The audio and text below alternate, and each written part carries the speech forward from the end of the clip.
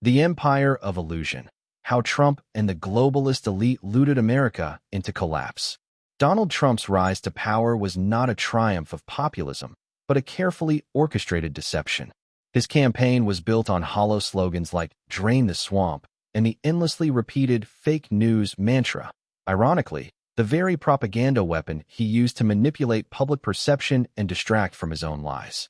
While millions believed they were electing a political outsider ready to take on the establishment, they were instead empowering yet another puppet of the global elite. Trump is out of the closet, a globalist neocon in disguise. Trump is finally out of the closet, no longer able to masquerade as an anti-establishment crusader. He is a globalist neocon, just like the Clintons, the Bushes, the Bidens, and the warmongering bureaucrats who infest Washington. His actions, alliances, and betrayals reveal the truth. He never intended to dismantle the system. He is the system, its most theatrical and deceptive salesman. A presidency of grift, greed, and theater. Far from draining the swamp, Trump filled it with loyalists, profiteers, and corporate lobbyists. His presidency will be remembered as one of the most corrupt and self-serving in American history. Trump and his family used the White House as a launchpad for private business ventures, from Jared Kushner's $2 billion Saudi deal to Ivanka's fast-track trademarks in China. Behind the scenes, they leveraged influence with crypto speculators, military contractors, and foreign strongmen. But this wasn't an anomaly. It was business as usual in Washington. The truth is stark. It seems the main reason Democrats and Republicans fight so fiercely for the White House is not to serve the people, but to position themselves to milk U.S. taxpayers and fill their own pockets. They appear to be taking turns to steal. The presidency has become a revolving door for legalized looting, where one faction hands over power to the next, each continuing the plunder under a different brand name. America, hollowed out by debt and deception. As the elite lined their pockets, the nation spiraled into debt. Under Trump, the national debt surged by nearly $8 trillion. Today, it stands above $37 trillion and is on track to reach $40 trillion in the near future.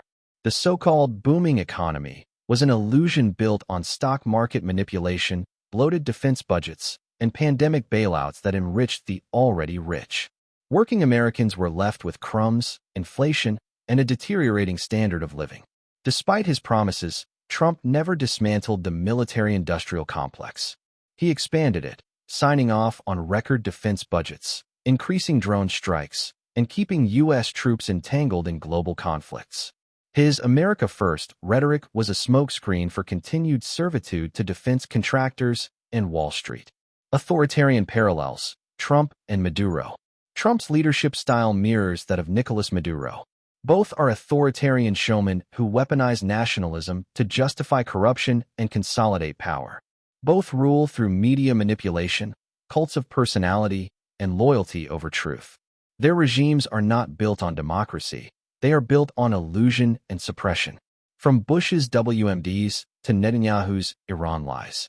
The cycle of lies continues. Just as George W. Bush fabricated weapons of mass destruction to justify the invasion of Iraq, a war that served oil interests and weapons manufacturers, Trump's allies have kept that script alive. Today, Benjamin Netanyahu recycles the same fear-driven narrative, claiming Iran is on the brink of developing nuclear weapons, despite a lack of hard evidence. It's the same playbook used to destroy Iraq, now aimed at Iran, and driven by the same military and financial interests. The hidden cabal: Rothschilds, Rockefellers, and the engineered collapse. Behind these leaders stands the real power: the unelected dynasties and financial cabals, Rothschilds, Rockefellers, and their network of central bankers, lobbyists, and think tanks, who orchestrate global events for profit.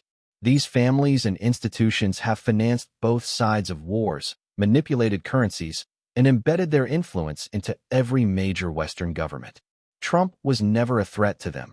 He was their instrument, used to prolong the illusion while the real wealth transfer continued. The gathering storm: civil war and global revolt. Now, the price of this grand illusion is coming due. The United States teeters on the edge of civil war, divided, angry, and betrayed. Institutions have lost all credibility. The middle class is vanishing. In Europe, especially France, mass protests are rising as people reject the rule of unelected technocrats and globalist enforcers.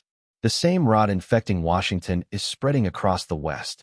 This is not mere political dysfunction. It is the slow-motion collapse of an empire. The same tactics used to enslave foreign nations, debt, propaganda, and military force, are now being turned inward. Conclusion: the empire's endgame. Trump did not save America. He accelerated its unraveling. His presidency was not a revolution, but a masterclass in betrayal, replacing one mask of empire with another. While voters fought over symbols, the real rulers tightened their grip. The battle between Republicans and Democrats is no longer about policy. It's about who gets to sit at the trough and gorge on public wealth.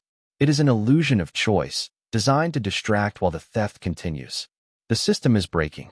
The empire is dying. And in its collapse, a new age will be forged. One where the truth buried beneath decades of lies will finally be exposed. History will not forget who lied, who stole, and who watched in silence as the world burned.